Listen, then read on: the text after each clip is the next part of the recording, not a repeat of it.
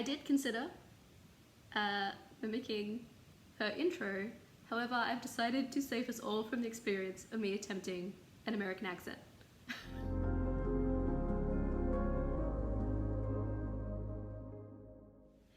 Hey all, it's Starzy, and we are going to be reading some of Ali's, aka Hardback Hoarder's, favourite books. I did have like a look in mind for the intro of this video, however, it's summer here and I'm suffering, so wigs and such just are not happening. It is what it is. I know a lot of people have done these kind of videos at this point, but it's something I've kind of always had in the back of my mind that I wanted to do. And this one in particular has been somewhat planned for months now. We are starting with Ali 1 because she's someone I'm actually good friends with, so it seemed like a comfortable place to start and also a good excuse to immerse myself in a friend's favourite books. But also when I posted on Twitter asking for people's favourite books, she is one of the people who responded. So in saying that being said, if you are a booktuber and you would like to volunteer some of your own favourite books for future experiments, feel free to do that in the comment section. I feel like Ali and I have some sort similar tastes, but like not always. I mean, I did read one of her favourite 2021 books, The Last Final Girl, and well, it wasn't that that wasn't to my taste, it's just that I could not tell you what happened in it at all. I just couldn't follow along with the combination of the writing style and the audiobook, so that's not a good start. But we're reading different things now. But we do share, I guess we share an interest in some darker stuff, considering our friendship has grown from playing Dead by Daylight together every weekend, which, if you don't know, is a video game that's horror based, where you're 4 survivors trying to escape from one killer. But yes, with all of that background stuff out of the way, let's just get right on into the 5 things that I'm going to be reading for this video. So first up, we do have The Butterfly Garden by Dot Hutchinson. The Butterfly Garden is a place where a man keeps a bunch of girls that he has abducted, and it's the Butterfly Garden because he tattoos butterfly wings on their backs. And we're kind of following one girl in particular telling her story after she has escaped this horrific situation. The next book we have is The Ocean at the End of the Lane by Neil Gaiman. This is a book that, even reading the synopsis at the back, like, I had no idea what this book's about just based on that, but I have read Neil Gaiman books before and enjoyed his writing, and all I really knew about this, for full disclaimer, I'm filming this intro after I've read all the books, but all I actually knew about this before going in was that I think it had magical elements. Nathan is playing League of Legends, so that is the loud voice in the background. Also reading a graphic novel, I Hate Fairyland, which is very bright and colourful, which you can tell from the cover alone, but this involves a girl who gets trapped in fairyland, and she's been trying to escape for so many years that she is now an adult, trapped in a child's body, still trying to get out of there. The next book is Invisible Monsters by Chuck Palahniuk. I have no idea how to pronounce his name.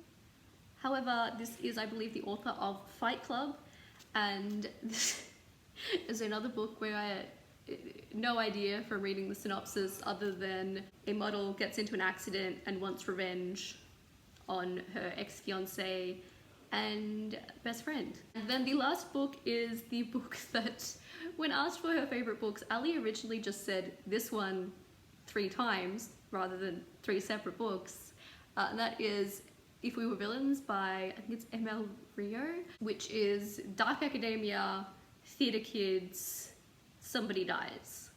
I also, for some reason, thought this was YA, but since I have read it now, they're college kids, not teenagers. They're in their 20s. Yeah, so those are the 5 favourite books of Ali's that I have picked out to read, so come along with me and find out what I thought of them and what impact this may or may not have on our friendship. Is this a good thing to be reading right before sleeping? I'm thinking not, but here we are. I'm also freaking hooked. So we're kind of in that position of, do I want to get a decent amount of sleep tonight? This book is not for the faint of heart. It is definitely not a book that I think that everyone will be able to read or should read. Some very awful things happening to women in here, obviously from what this book is, that's kind of expected, but it also strangely has a lot of heart to it, because you have these varied characters and relationships, and it's also somewhat about like finding family even in the most horrific of circumstances. I was definitely like gripped the whole way through. I was disgusted. But it also had that like heartwarming feeling at moments of like the women bonded together, and it's the type of book that it would feel strange to say you enjoyed it, but do I think it's a good book?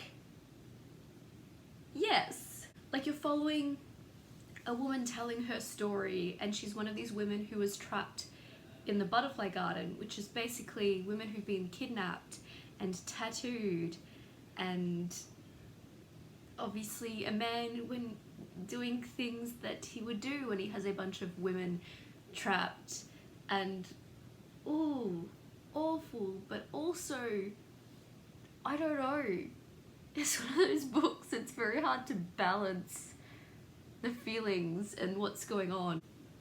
I need to sit with it in terms of like a rating, I think, but like I do think it's a good book if you can handle it. Which is what's also strange to me, in that I have spoken a number of times about like struggling with the assault of women in media, and obviously there's a lot of that in here, and yet I was able to read it and it didn't kind of draw back from how I felt about the book overall. I don't know, it's a very hard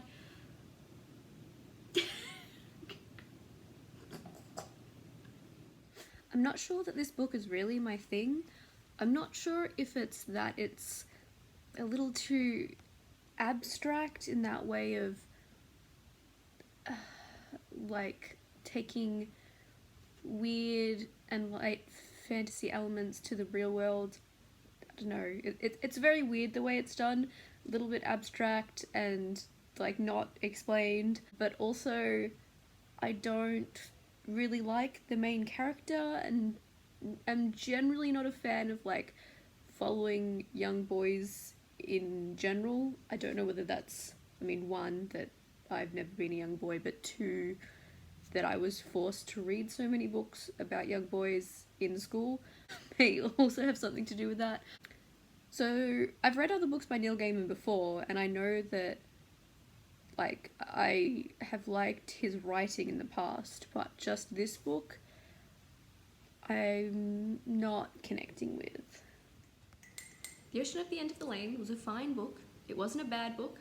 It just wasn't for me, for basically the reasons I mentioned before. So for that reason, I think I would give it a 3 out of 5. I can appreciate that people would like this, obviously. Ali really likes this book. Not necessarily my cup of tea. Mostly, I really didn't like the main character, and it felt a bit like, what's the point by the end? As much as there was some like interesting ideas explored, and I can appreciate that, and that's why I'm not giving it a bad rating. I didn't like hate it or anything, I just didn't love it. So that's where we are with that. I did also read I Hate Fairyland, the first volume of that, which is a wild graphic novel, comic book. I never know the distinction formally for that. This is really vividly colourful, which is something I really love, and it has interesting things going on in terms of like the world is bright, colourful, and vividly interesting. But it is also like graphically violent, which isn't always something I love. And also the main character is awful. I hate her. I want her to be turned into like a sludge pile or something. Like, she just goes around killing everything and everyone. And I understand you would be kind of like hateful towards things when you've been stuck in a land for so long, because she's like a, what, 30, 40-year-old trapped in a child's body, trapped in fairyland, but I'm really not a fan of her, and it kind of dampens things for me a little bit, I think. I did still find it a fun time overall, and especially with what happened at the end of the first volume, I'm interested in continuing to read to see what happens. And yeah, the colour and the art style and the world I'm finding really interesting. So not necessarily up there in one of my favorites, like comic books at the moment, but I did enjoy it, and I will be interested to read more of it. So not like I love this, but still kind of a win. So we're going okay overall, because I've read 3 things. One I really loved, one I did not really like for me personally, and the other I didn't necessarily like love, but I did enjoy. So we're not losing, we're going okay. I haven't read anything that I like straight up disliked, so we're going alright. So I think what we're confirming here is that Ali's favourite stories are the really messed up ones, because this book is a journey. I have seen the movie Fight Club, so at the very least I was expecting some kind of twistiness, but like, they just keep coming. A lot unravels in this train wreck of a story. And I literally only just finished listening to it, because I kind of flipped back and forwards between listening and physically reading. So I need to digest. But like, I definitely wasn't bored. I think it's just that thing of,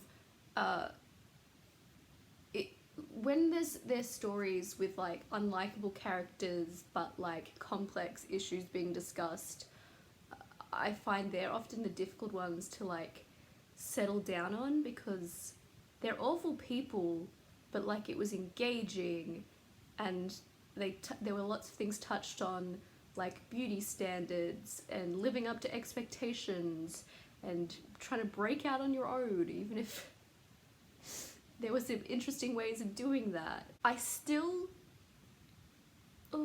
don't know.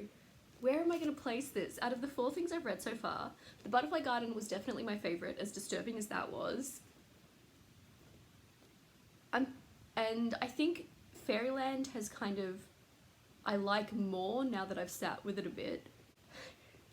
So I don't know whether I'm putting this 2nd or 3rd in terms of my own preference.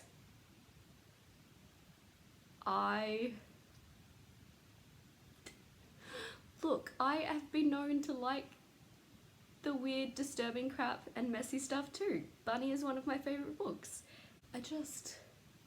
These people are great. I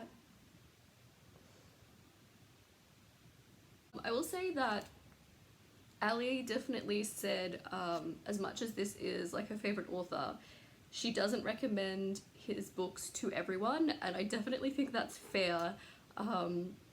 Not only in terms of like content, but also like writing style. It's definitely not going to appeal to everyone. There's a lot of like repetitiveness in terms of like phrases and moments that are touched back on, and this is also a very non-linear story, which is something I actually really enjoy. It can be really interesting. It's very non-linear, jumps all over the place. Yeah, a bit of a different one than I think some people will be used to in terms of writing style, but like, like when I started it, this book starts with people bloody and dying, basically, and so it's basically the story unraveling of how it got to that moment for the most part. And what was I going to say? Oh, what I was going to say is, as much as it started with like this big moment, at the very beginning I wasn't like hooked to it. I think it was also not knowing what kind of story this was going to be, in some respects, because I haven't actually read a book from this author before, and wasn't sure what to expect from like the synopsis of basically just a model being in an accident and then wanting revenge on some people or something. It says something about that, and all of that definitely comes into play, but it was like so much more, and just no one was who you necessarily thought they were or were playing the roles that you thought they were. Yeah, lots of twists and turns, so I think I actually really liked this.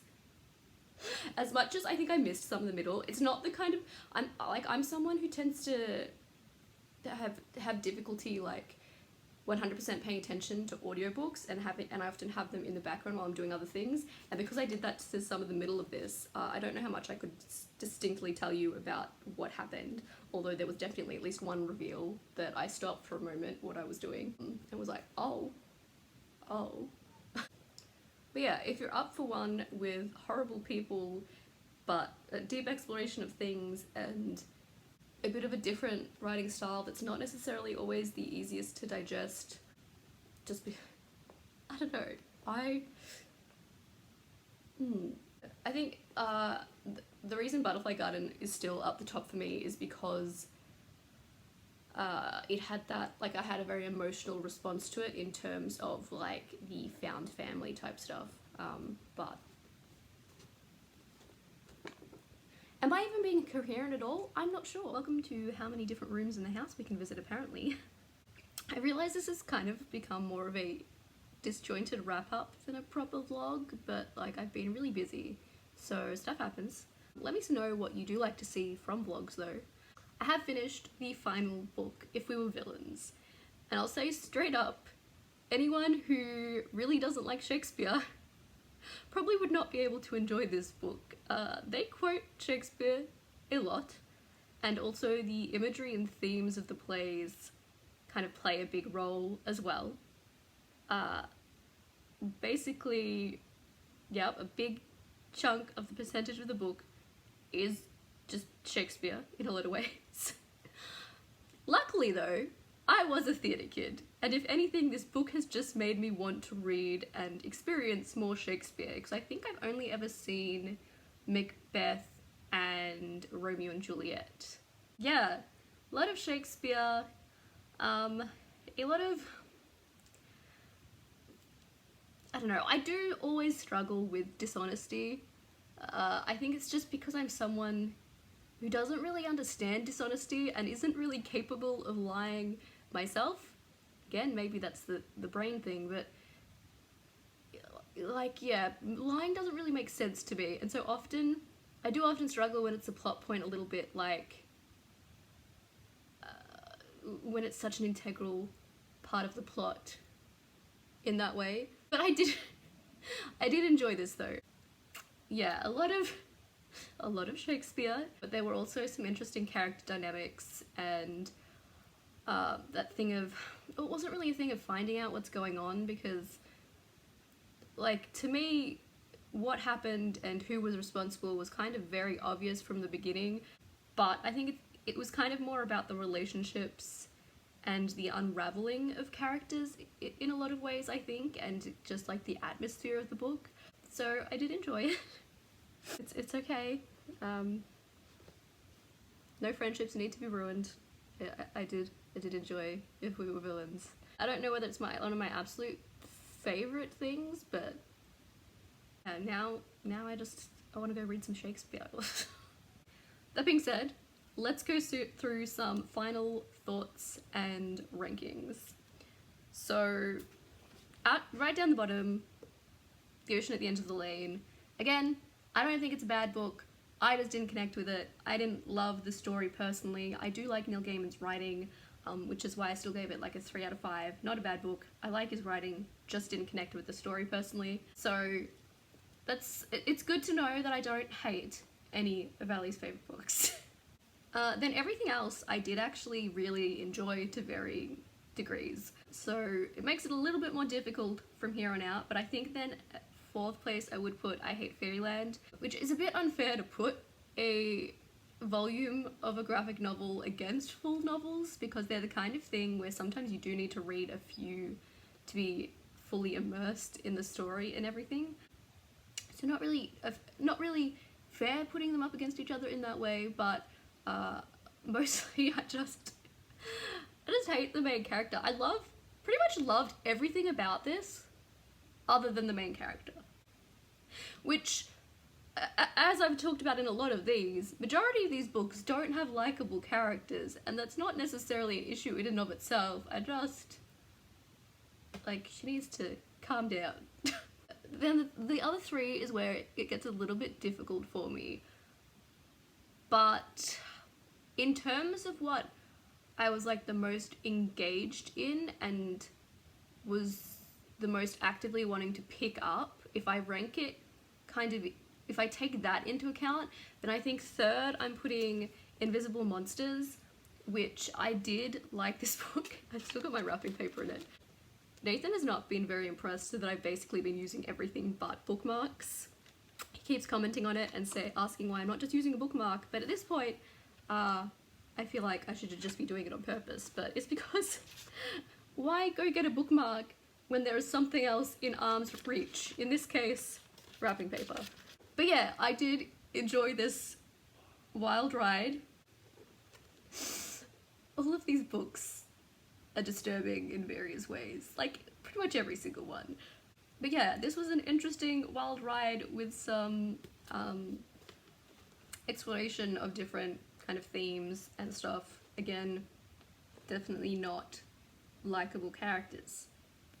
Yeah, it was just the start of this. It's not a book that like hooked me straight away though, and so I think that's why, again, I pretty much every single, like, the Invisible Monsters, Butterfly Garden, and If We Were Villains are all like a 4 to 5 star rating for me though, so take this ranking with a grain of salt. But, and then at second I'm gonna put If We Were Villains.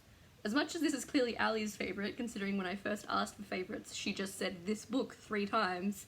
Yeah, I don't know, I found this book was engaging, and I definitely didn't have any trouble with feeling motivated to keep reading it kind of thing, but I don't think I like fell in love with it, which, I mean, I don't really fall in love with books very often. It's why I don't give out 5-star ratings very much, because I do have to like love a book for that. Even a lot of the books I do love, I've rated 4 stars for various reasons, so I don't know, I think I didn't connect to anything.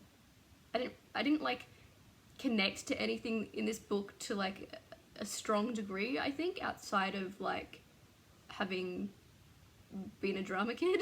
Also, yeah, it's just that thing of like, I'm a very honest person, and so there's that disconnect for me of trying to understand why people do the things they do. Which does, of course, leave my favourite as The Butterfly Garden, which is like the most disturbing and messed up of all of them.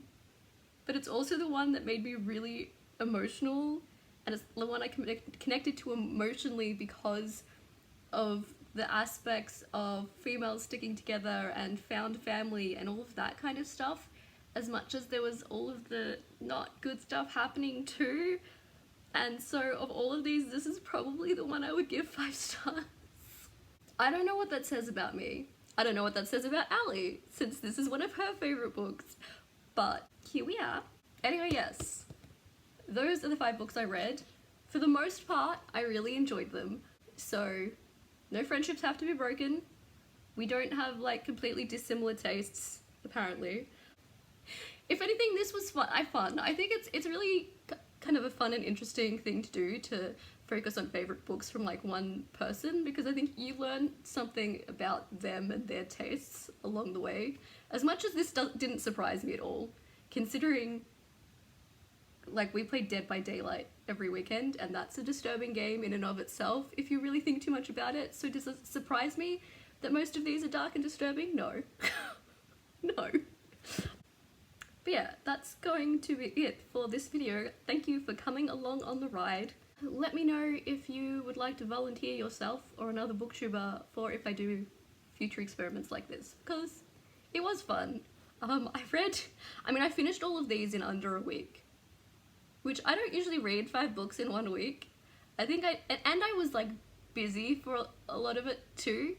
Although, in saying that, the one day that I didn't have anything on, I just ended up playing Overwatch with Ali for all afternoon.